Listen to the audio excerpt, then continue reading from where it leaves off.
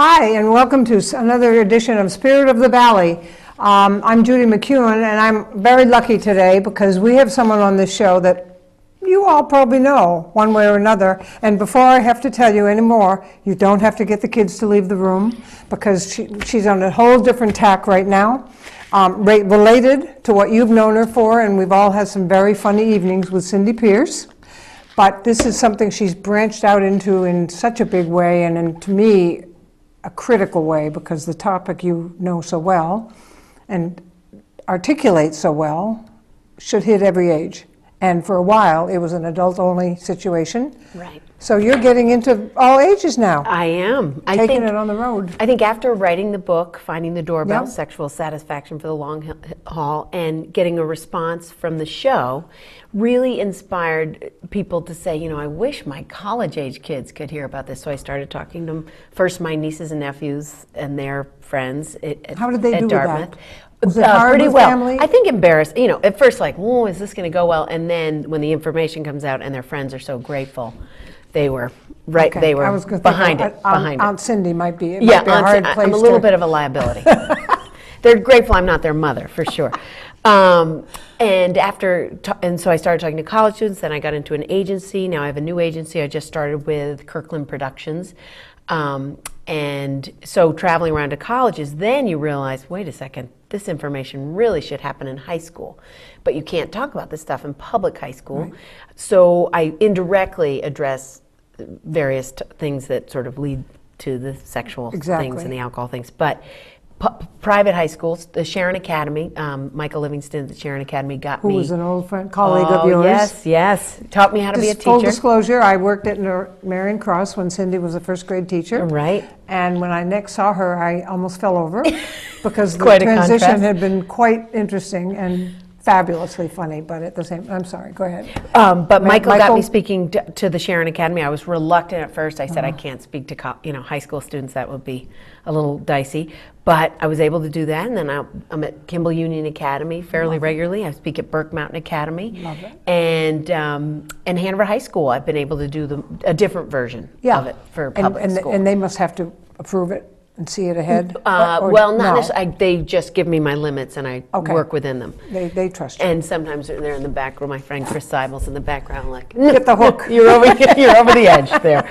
So, and that has made, I've heard from a lot of high school students who said, I wish I knew this in middle school. Yeah. So a friend of mine, Brooke Rainey, who works at Kimball Union Academy, she does a great girls leadership camp and does a lot of girls leadership stuff on her campus, and she and I have a lot of common things we want to work on. So we are hoping we've tried it out, and we're hoping to do some sort of girls leadership workshop. That'll be fabulous. For middle school girls. And then you'll be right back in here telling us about it. Yeah. No, but I think it's such a logical thing that you've done, which is to take it off the stage. Not that you did it permanently, but I mean you moved it out, branched out, figured out there's no age that doesn't need to hear this, essentially. Right. And the age you were going to was all adult. And adult meaning, I was at one of your shows at someone's party, and I was sitting next to an 18-year-old whose parents were giving the party. Oh, awkward for that kid. No, he thought it was hysterical. Oh. He did. He got it. Nice. And then up to people that were in their 90s in the same group. Right. So it was Right. a marvelous way to see that 90-year-old roaring at I something thought- she never would have thought she'd laugh at. Or you wouldn't have dared want her in the room. Exactly. But my mother, who's 85, when I first started, she was in her later 70s. And I thought, my gosh, Mom, this is really not for your friends. They're not going to be happy about this. And they were clamoring to, some of her friends said, who would want to hear anything about someone's anatomy? And then some of them were like, we can't wait to get there. And I thought, please don't. Was that one of your hardest? And I remember being on stage and the light went out to a certain level and I could see various friends of my mother. And I thought, you know what? They got themselves in here. And I had such a positive response. I think that generation really appreciates the open, I think they didn't learn these kinds of things. This whole topic of sexuality is generational. My parents, are you kidding? Yeah. They just soon think the stork story still held. Right. And then I learned from that what were you doing that for? It's Right. natural, and you should have just been a little better about that. And- So yeah. it made us better as parents, and I'm sure my kids, I hear my grandchildren using words and anatomical words that I never was allowed to say. Right. And it's so healthy. It's so because they're healthy. body parts. Yes. They're not And it, dirty it words. just demystifies it. Exactly. If you can get right to it. And that's with my own children. Very aggressive sex education. Our pediatrician told us when I think my oldest was in kindergarten, he said, you need to talk to your kids about sex in first grade, how it works, what it's all about. And we had already felt like we were pretty open. And I thought, first grade? I learned in fifth grade. That's what everyone says. That's it. And we justify not talking to our kids. We'll wait till fifth grade, Yeah. and then school takes it. So, we'll let school do it. Well, this is the age of the internet. And his message was, they're either going to learn it on the bus at recess from kids who are misinformed, or they're going to learn it from the internet. And the first layers of that Exactly. is a lot of internet. We porn. all know what happens when your kids learn stuff that you wish you'd had a chance to get to them Right. first with. And this is as big as it gets. Right. So when I heard you, and I was thinking, first of all, it was just so funny that I could barely sit still. Well, thank you. But I thought, this is all stuff that my parents absolutely zipped up on. And my parents did too. My mom, when we were young, if you asked her, she would blowtorch you. Totally. But generally, she kept it low. But I had all these older siblings Yeah. who were swirling through the 70s, Okay. and they shared everything. You had help. And they also recognized what was not happening as far as education, so that, I had brothers who were married when I was 5 and 6. So, and divorced when I was 8. So, but But that, that's and a my big mother was difference. Catholic, and there was, no living together. There was a lot of limits on things. But after divorces and after raising kids through the 60s, teenagers in the 60s, she started to sort of edit her approach to Catholicism. exactly. She's very devoted, good. but she was also a realist and said, "Wow, we got to Being shift devoted gears." and being devout is not necessarily mutually exclusive to being open-minded. Right, right, And if you realistic. Can, I mean, realistic. that's really what it is. It's happening.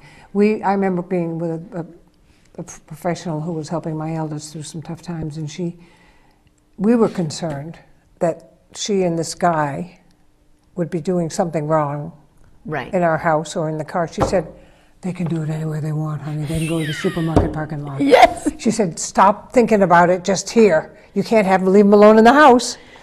But I could leave them alone in the car in the supermarket. Right, and out of sight, out of mind. I think parents It's feel so like out funny. of sight, out of yeah, mind. under my roof, that cannot happen. And at that point, I would have said, I'd rather it had. Right, right. So if you, I think as we get older, even us old folks, our minds broaden because we see enough around us that says, that is so much healthier than what we had as Right. kids. Right. So much healthier. And I had one man who was in his late 80s saw my show, and he said, if I had gotten this information, he said, 65 years ago, I would not have been married 3 times. I could have used some We would have specific had the guidance. most satisfactory life of anyone in town. But I think everyone assumes that everyone else has this figured out and has it figured out. So by college, it's no longer okay to say, I don't really understand this. So you're fumbling. Now, most college men, their line of education comes from primarily internet porn. Yep. Secondly, their friends who have a lot of sex. And thirdly, from Cosmo, which Oh, is geez. misleading. Absolutely. And it's just screwing up their expectations about how Absolutely. things should go.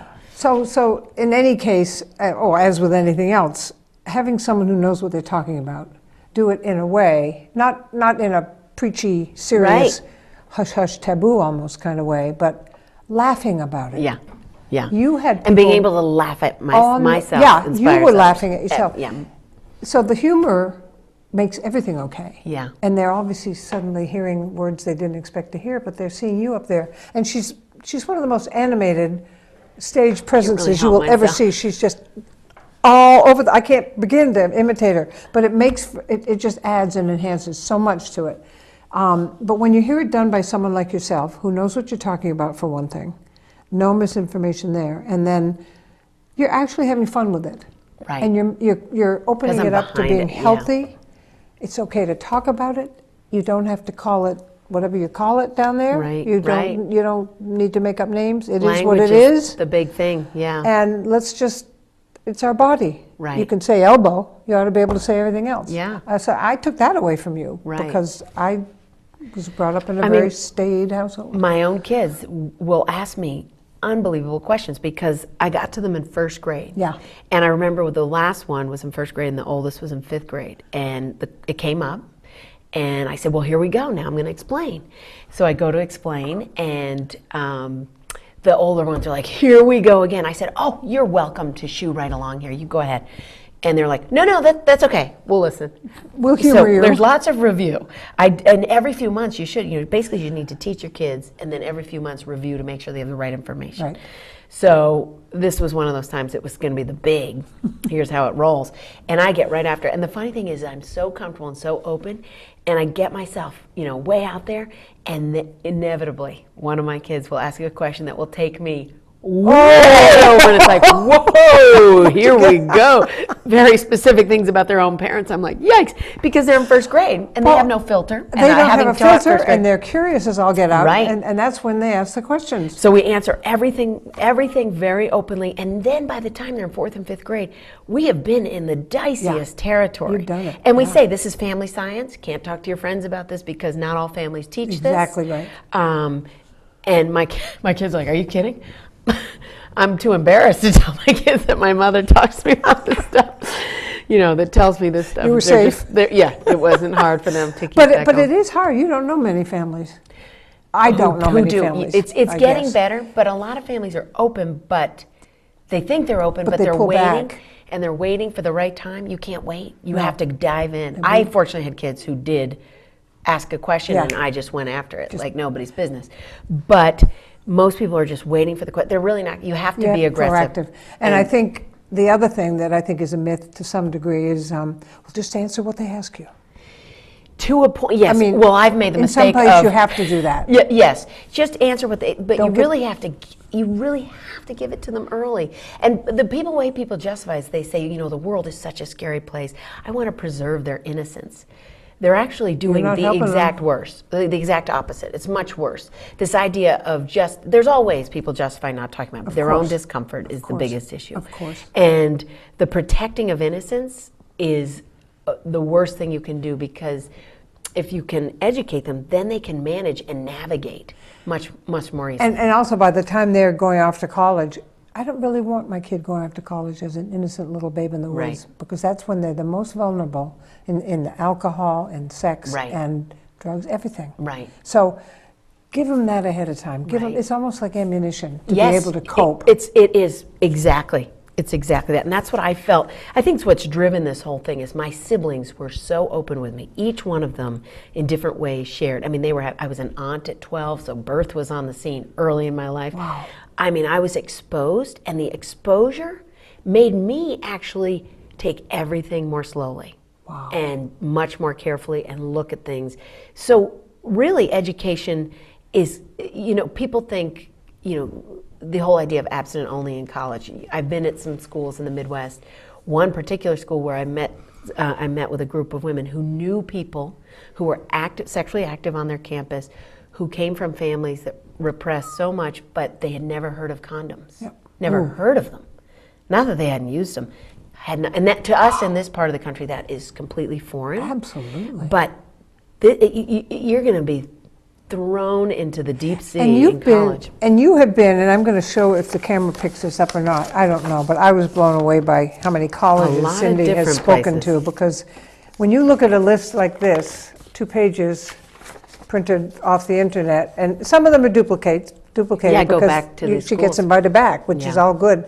But you've gone all over the country, all 4 corners, different everything kinds in the of middle. colleges, And colleges you and I out there may not have heard of, but are awesome places once you get there. Yeah, once you get there. They just don't have the big names, and that's always kind of been a thing of mine. I wish my kids had kind of found one of those unique small places. name places. Yes. So the college end of things, you have themes that you use no matter where you are. The inner compass. Yes, finding your inner compass. Yeah. Gathering your healthy crew of people. So each one of those, finding your inner compass. Some people call it a moral compass, but having been raised Catholic makes me, freak out. So I'm more of your inner compass, and that's your gut. And you got to slow down and listen to what your heart's telling you. Now, the thing about that is there's a lot of things that get in the way these days for kids, particularly with so much distraction, their phone being one of them. And I'm all for, I don't mean to get rid of the phone and Nope. the internet, it's going to exist. Yep. But kids actually need to be trained to turn it off, put it away when they're working on a paper, close all the tabs. Yep. Otherwise, you've got like things popping up and little advertisements Yeah. and chats There's no and focus. phones zap. Yeah. And if you can just do 20 minutes work on a paper, close your paper, then get on your gadgets and I wish text all everyone you want to do. in every household heard this. Right. Because I think that's really important. I listened to a psychologist once who talked about everyone having, the kids that have, first of all, she said no TVs in the bedroom. I mean, she was saying, I'm seeing sociability go right down the toilet. Yes. They don't know how to converse. They don't eat dinner together. They're all in their separate bedrooms with 5 technological toys in their room. Right, or in the car. Or in the on car. this There's no texting. talking. Yeah. There's no listening. And she said, and she was talking right after Columbine. Yeah. And she said, you know, that kid, possibly, we won't know, had no way to verbalize what was going on with Right. his, and the only thing he could do was a physical act. And Right. he probably didn't have dinner with his parents. He probably never talked to, I mean, kids weren't solving problems with words anymore. Right. Because of all these gadgets they're hooked up Yeah. to. So I think having a technology-free period. Yeah. Well, and what I say to our kids, you know, there's a certain, my son's in high school. At the end of 8th grade, he had the option to pay for his cell phone. Now, that's another thing. That's it. Pay for it. And he was like, you know what? I don't really need it. It doesn't really work at home. He certainly, I mean, we held them back compared to their friends, and we have the support of some of their friends. It helps Well, that some it of their does friends' help. parents are on the same wavelength. helps. So I call it, you know, the deprivation, cultural deprivation. It's very conscious, you know, and they can dip into it, but be here, be now. And they complain about it, but they also see gaming, you know, gaming's a part of this. Yes. The porn and the gaming is the stuff. Gaming, the people who make the games know that that's accepted. Yeah. That they've got kids locked in You at a bet. young age with the littler games, and they have these ratings that no one obviously uses. bet. Now porn has creeped right into gaming. So, you know, Grand Theft Auto, that kind of thing. You get to certain levels, and there's rape Then in there's there. pimps and There's all murder. kinds of- There's killing of animals. I mean, and we all, it's playing around this very realistic thing. So I talk to my kids about what's in the gaming, what's in the porn specifically, Good. graphically. Good. And so it's not going to keep them from looking at it, but at least they're going to go in educated. Well, your kids are very lucky because I think it's a rare family where the kids are as well educated in this subject as yours are. I have to think it's a minority. Perhaps we'll be doing some time on the couch later with some therapy, but really, I don't think so. I It's think healthy. it's gonna benefit. Everything about it sounds healthy, and I think the healthiest thing that I wish more people would do would be just less technology. I mean, when I Right. see kids just married to their phone and Right. texting in the middle of a restaurant meal, I just want to go knock it out of their hands. Exactly.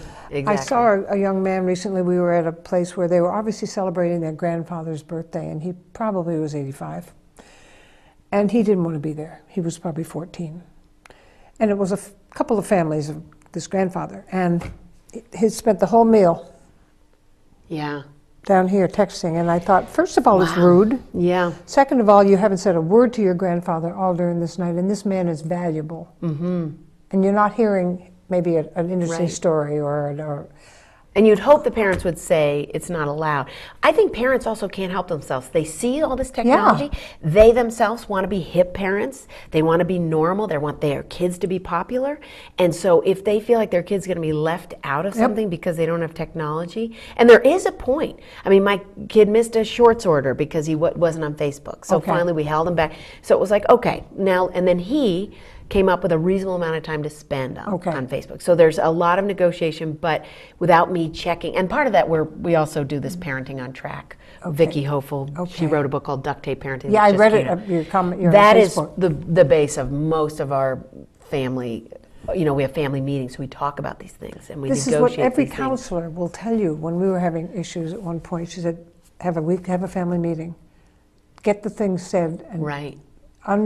no judgment, nothing. Right. Just at the end of a week, go at it. And one of our kids was very open. The other was the one that needed to be wasn't. Right. But it at least got us together and made Right. us try. And it got trying is better. part of it. And you fall on your face, and it doesn't It's work. awkward at first Yeah. because it feels forced. Vicki Hofel's, her structure of a family meeting is great. You have a book. Instead of when something's firing and everyone's all upset when the emotions are Yeah. intense, and you want to solve it, it's you say to your kid or you yourself, you go write it in the book. So you write it in the book, and then at family meeting we do two things. The two major things we do is we go over the grievances. Now sometimes the person will say, you know what, I'm over it. We don't need to discuss that. Or I am still fired up and let's Yep. solve that. And it could be something as small as someone not doing their share of feeding the chickens, or something huge about how you're treated and how you feel. And then another part of it is appreciations, and this is the key. Everyone says something they appreciate about every person in the family. Man. And boy, that changes the tone of a family. I mean, Wow. our kids. And it could, when they were little, it was, thanks for playing that game with me. Yeah. And I really appreciated how she played that game Right. with me. It made, and now they have to take it to the next level because it made me feel welcome. We They're laughed a bigger lot things. together. They're more verbal. More verbal, they and can- they deepen. At first, it was pretty, and they see us model Yep. what we say, and they've learned, and it's gotten to a really incredible level. And when you leave that meeting, everyone's willing to help each other. Wow. It changes the tone because people feel honored and and appreciated. any barriers, whether you really want to call them that or not, are gone. are broken down. You've And they build back up before the next Of meeting. course they But- do. We're yeah. families. Not We're perfect, human. right. Oh. Every family has some degree of dysfunction. Oh, I call it I'm I'm from a functionally loaded with dysfunctional it, family. and Yeah. it's there. And I find every time you mention something like that, the next person says, "Oh, you too? Yeah. It sounds like my I family." mean, we're all in it. We're human. That's why we Yeah. just aren't all going to get along at all times, and that's part of the game. Jim and I are always still trying to fix things that grown children are doing. Yeah. Now we're at a stage where they're parenting. And your And grandparenting. each one has criticized the other's parenting, and that is a no-no. It's easy to it be in your happened. spot and point the It finger. happened after a vacation together, and man, did it leave some bad feelings. And it took a very long time to get it back on track, because one was very proud of her parenting and should be, and the one who said, "I don't like the way you do that with your," and I called her up. I said, "We don't do that. We don't talk about other families." Right. Because Because we we're all don't- doing the best we can. We're doing the best we can. and we we're don't all know reacting to our upbringing, and we're Exactly. And we could. I mean, here I'm reacting to my upbringing. I've gotten some guidance. Being a teacher Yeah. impacted me. Yeah. Watching my siblings parent impacted me. But I'm still sketchy as the day is long. I mean, I've got a lot of things in place, but there's this whole other side. Well, it's always that people new. just shake their head. It's always new. There's something that comes along Right. that you hadn't thought of, and you say, "Oh God, what now?" But the first kid gets the real beating because you're And they let guinea you know pig, it. They guinea let pig. you know it. You tested everything out on Yeah. me, and I don't like that. Yeah. But no, it just sounds like everyone's so grounded by the way you do this, and I think if it can spread to middle school or younger. I mean, I don't know how young you ever see yourself. Yeah, I mean, doing some of this, when I this. talk about the inner compass, that kind of thing, and things to tune you in to slow down. Like, Yeah. I think we need to teach this generation to slow down, Yep. tune in Yep. to what they really believe. And there's so many distractions about what you could be doing and what it could, Yeah. So it's not just the phone and the technology. Right. It's also,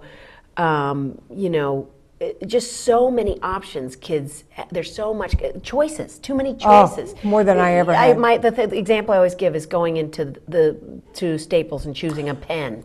Are you kidding Are me? you kidding me? It's 2 aisles Like, of are them. you kidding? Yeah. Or choosing shampoo. It's just too much to think about. And so apples.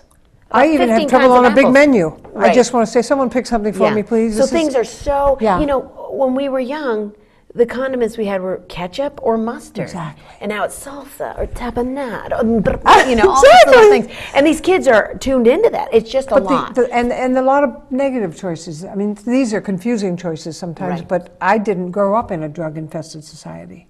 I can't name you one person in any school I ever went to that was doing drugs. Yeah. Either I was totally, just dead to the world or something. I couldn't figure it. No one I know in my schools knew of anyone doing drugs. Yeah. And I think we just missed it. Yeah, I'm in it. I was in it. Yeah. There's a lot of drugs. And my kids were in it. But then the drugs change. Yeah. And now the drugs that killed people, cocaine was such, Yeah, it they go it right was to the- gone. Now it's back. Right to the big stuff. And it's just, Right to the ooh, big stuff. Scary. I remember in one of the parent meetings we used to have in high school, there would always be a policeman there to answer questions for kids' parents about behaviors. And he said, every year, we said, this is Hanover, this is not a real problem here, right? And that was an ostrich speaking. And he said, it's a matter of which one. One year alcohol's up, the next Right. year drugs are up. But don't think for a minute just because this is a nice place and you all are privileged educated kids people. just are, You know what? They're even smarter about how they find it. right. In And fact, there was a period of time where Dartmouth students, if they wanted drugs, went to the Hanover High School there students they go. to get See, them. Yeah. people in my kids' grades, my kids would say, if you wanted something right now, I'd know who to go ask. Right. And it blew me away. Yeah. Hey, listen, we're running out of time. Yeah. Is that not quick? Yeah. Would you come back? I will. I want to do Indeed. more with you. I want to because talk you've got- about Healthy Tribe. I want to talk about college students. Okay, Yeah. then we're We'll do going that to do another it. time. And you know what, guys? She means it. She means it. She will do that. This Cindy Pierce is a unique individual who takes on topics that not many of us would do comfortably or without blushing. But it's helping everybody. It's helping everyone she talks to, whatever age. There may be an embarrassing moment for a minute, and then you suddenly get into it and you realize she's doing it in such a way that it's not dirty, it's not taboo, it's not something I shouldn't be able to know or talk about. So this is a promise. You heard it here. I'll be back. We'll be back because she's also got some other couple of events she wants to talk about too. So I will drag her back in here. In the meantime, thank you so much. And we'll put her Cindy's contact information on the screen so that you can reach her, and the keyword being doorbell for all of those who know her former life. cpdoorbell@gmail.com. Yep, and mine's always on the screen. And questions about this show or questions about other people you think would be interesting to have on here, I've already got Cindy promising me some people she wants to do. And anything you want to know, just ask.